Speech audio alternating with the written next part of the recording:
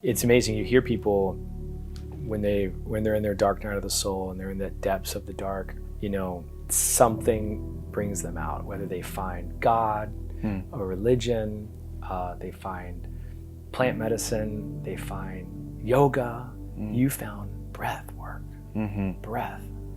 What do you think led you to breath work being your now mastery, your first thing that I asked you, what was that first thing that took you out of the space, and you were invited to a breathwork session? Yeah. Why do you think breath is what called you? First, I think it's important to realize that every single one of us is a breath worker.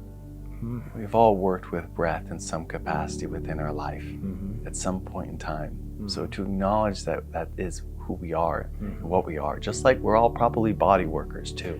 Breath is what found you. Yeah, that's right. Why? Breath found me. Yeah. Not the other way around. I know. Breath chose me. Yeah. And I think like anything, I think when you find something that helps others, when you find something that helps you, you desire so deeply to share that with others. It's what we do from a tribal sense. If we were to if you and I were to create something that helped us get and gather more food, right? Or became a better hunter or a better tool or weapon. I'm gonna share it. You discovered it. Discovered this. It discovered me. Let's share this. You know?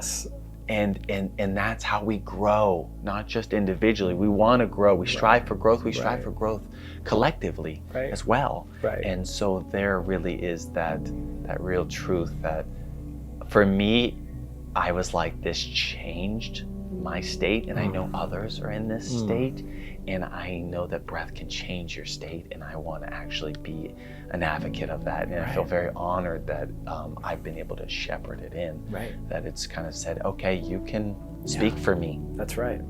I hope it's proud. Yeah. Because I shout from the rooftops. You've devoted your life to it. I remember when I got sober after 17, and I wanted to recruit all my friends into sobriety. It's like, this is the greatest, guys. I'm not waking up with paraphernalia and I'm not smoking blunts all day and doing coke. I'm happy, and no one cared. Yeah, nobody cared. Yeah. But it's same thing when I started recovery centers and rehab centers.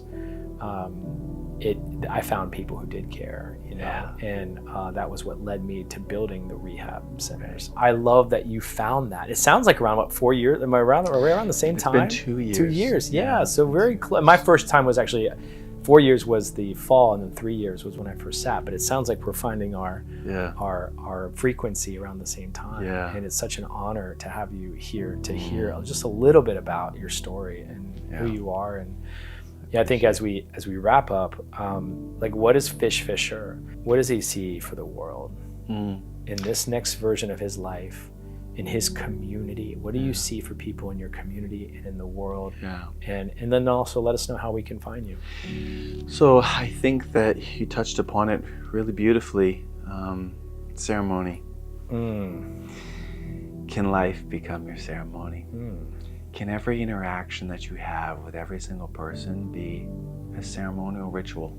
Can you walk away from every person that you ever meet knowing that it mattered to them? That ceremony mattered to you. You can make a conversation matter. You can make a breathwork session matter. You can make a cup of tea with an old friend matter. We can make things matter if we actually put the intention of ceremonialness in them. Our life is this beautiful exchange of birth and death. And just listening to your story, I've heard many deaths within that. I definitely think about just letting the world, it's more never letting the world know anything. It's always just a reminder that our breath, it's the ultimate way to receive and let go. Every single one of us will face the end of our life at some point in time. And that will be a let go of all the things that we've acquired. Breath is the ability to practice it. Breath's ability to take in and let go is the ultimate preparer for the ultimate let go. And breath is this gentle reminder that always is there to let you know that you can take in as much as you want and you can let go as much as you want. And I think that that's always what I want to kind of portray and have forward facing as an invitation, if you're ready, to give it a try. Because they have to be at the right place in their life. Not everybody's there. Right. And that's okay. These are for the ones that are ready to take that step in that journey. And maybe at some point they'll hear this incredible recording later in life and they'll be ready.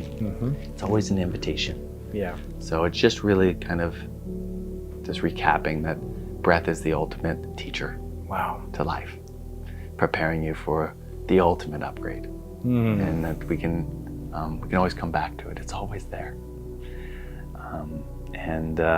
Somatic Release is our Instagram, and our YouTube is Somatic Breathwork. Okay.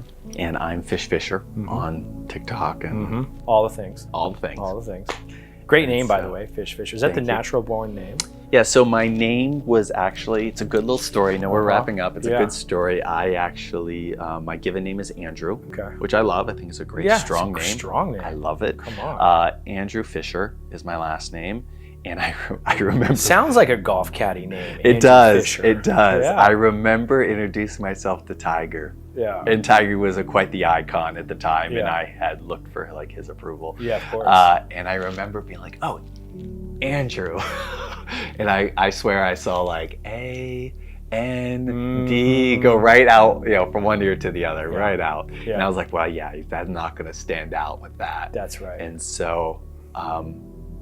I said fish next time I met influential players. And well, maybe it was you met a tiger and tigers eat fish. Yeah, whatever. It's like I'm going with something. Good point. There's a fascinating thing there. There's an energy there where people have a hard time remembering names outside of themselves. Yeah. But when you give someone a nickname, it becomes this challenge for them. Yeah. They're like, oh, I can remember that. In Yeah. fact, they desire to remember it. Yeah. And so I was like, well, shit, if you're going to want to remember my name, I think that's a good And it gives people a mystery or like an allure or something that's like, God, something about, like when I first met you, it's like fish. And then I heard someone call you Fishy. And I'm like, well, I want to call him Fishy. And I want to know what this name Fish is. Like, this is cool. Yeah. And it's just a great name. I appreciate you. Thank you. Yeah, so Fish Fischer is, it seems very apropos because when you go through a dark night of the soul, you get to be the man you wanted to be. That's you get to let the person that you didn't want to be anymore, you get to let them leave. Yeah. Fire can burn off all that you are not. That's so true, man. And so there's a newness and a freshness with Fish Fischer. It's the man I want to be. I'm really happy for you, and I can't wait to sit in one of your somatic breathwork classes. You're welcome anytime. And just get to know you more. Well, I appreciate you. And also play more pickleball. Of course, pickleball. Of course. Thanks for being here, man. Thanks for having me. It was a ceremony. Yeah, it was. Thank you. Thank you.